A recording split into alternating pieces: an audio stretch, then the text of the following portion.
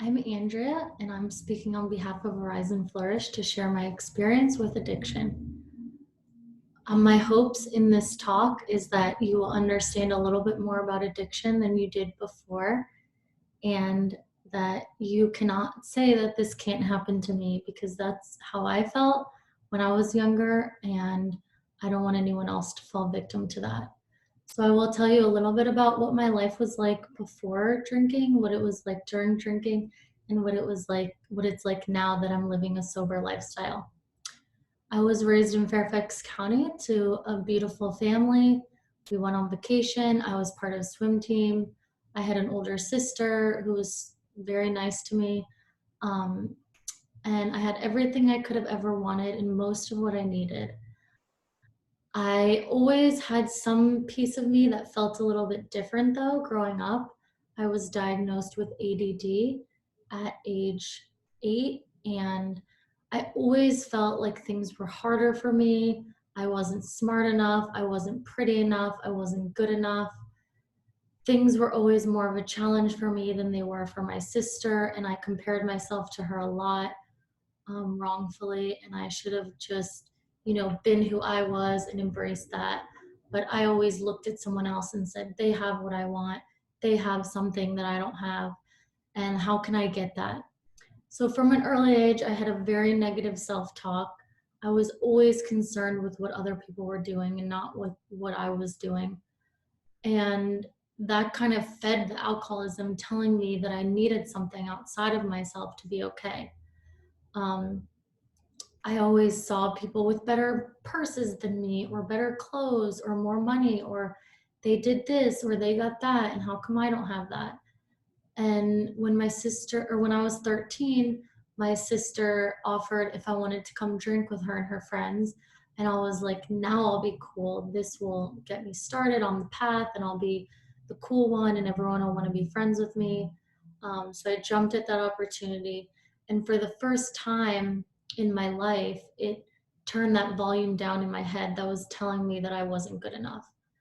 And so I seeked that feeling throughout high school. I didn't drink all day, every day in high school. I was more of a weekend warrior, as they're called.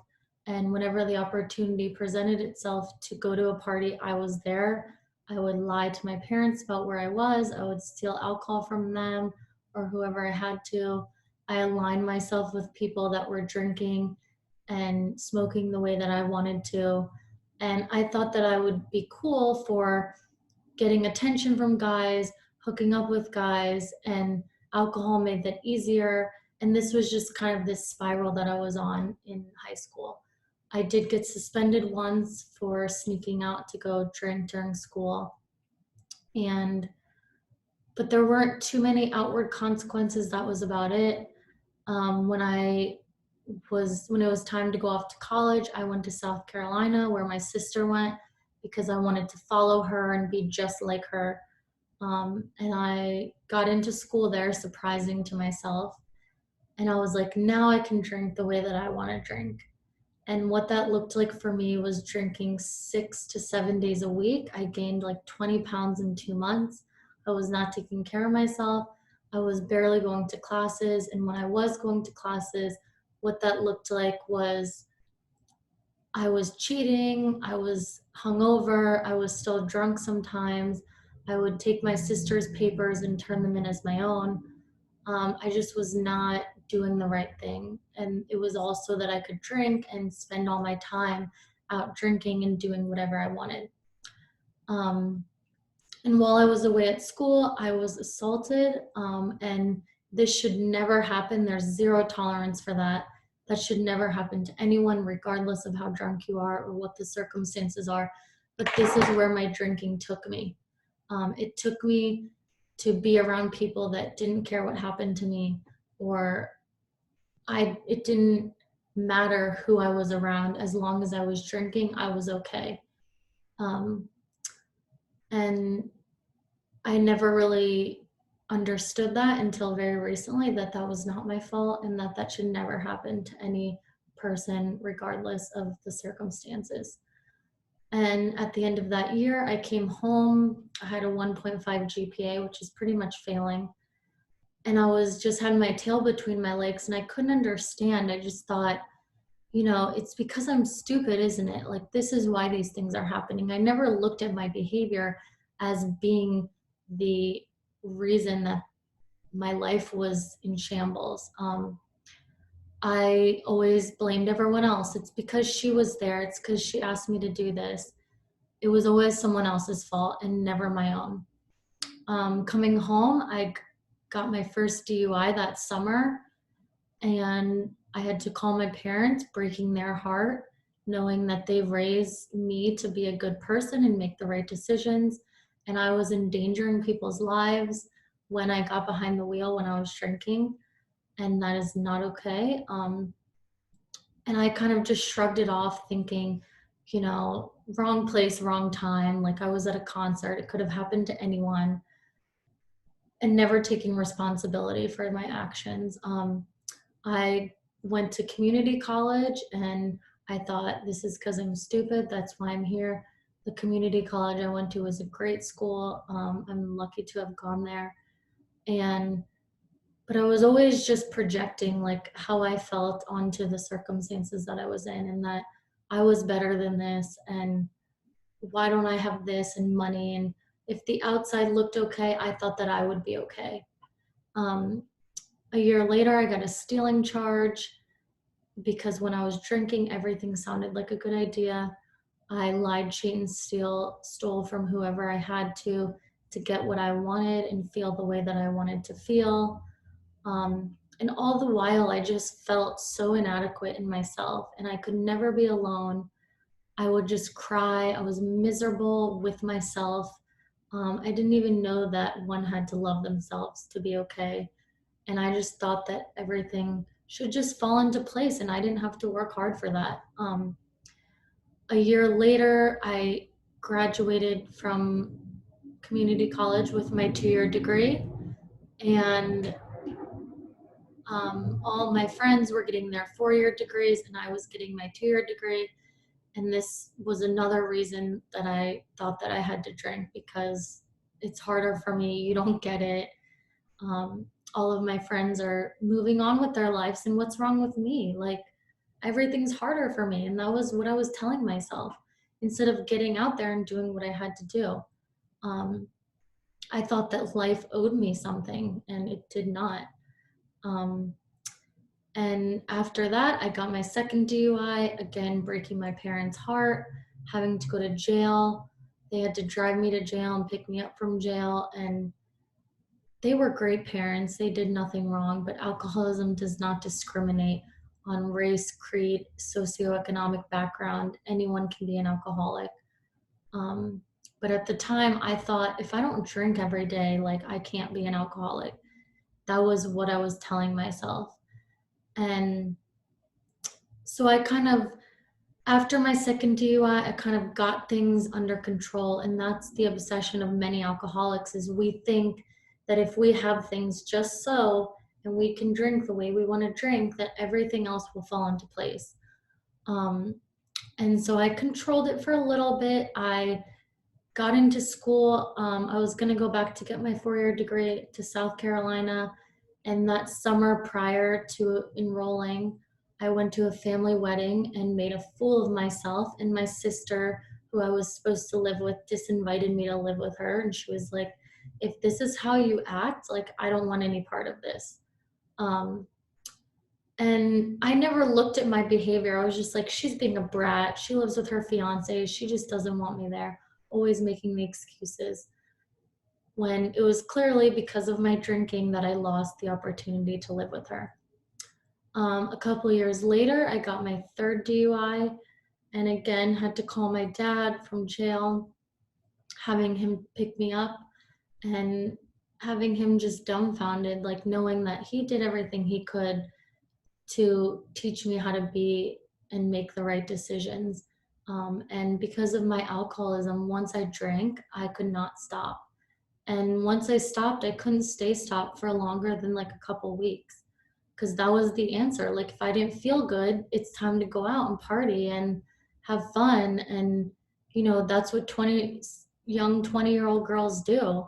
Um, And so after the third DUI, I went to my lawyer and I was like, okay, it's time to prove that I'm a good girl and I'm in school and I have a job, and like, let's just show them that I made a mistake.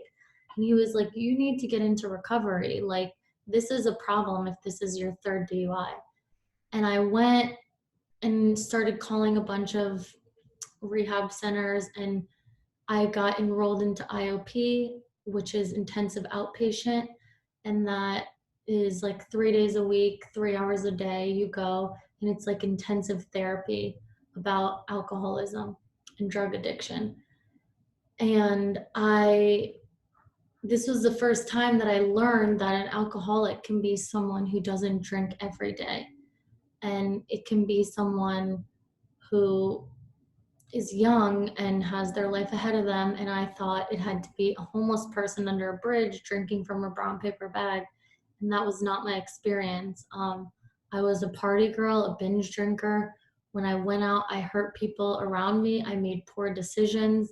I woke up places that I didn't know where I was and I didn't want to be. Um, but I thought that if I'm not drinking every day and I don't wake up sick every day, that I'm not an alcoholic. And that is not true. And I'm here to tell you that's not true. And it can happen to anyone.